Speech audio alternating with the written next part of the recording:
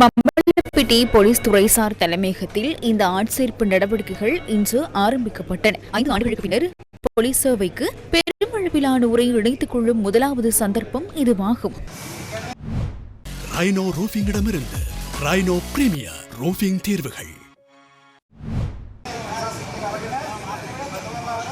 Police திணைக்களத்திற்கு சுமார் 7600 பேரை ஆட்சேர்ப்பு செய்ய எதிர்பார்க்கின்றோம்.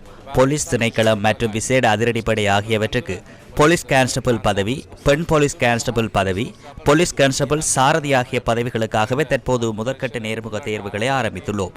இந்த முதல் வாரத்திற்குள் 2500க்கும் அதிகமானோர் அழைக்கப்பட்டனர். இன்று வரை சுமார் 5000 விண்ணப்பங்கள் கிடைத்துள்ளன என நான் நினைக்கின்றேன்.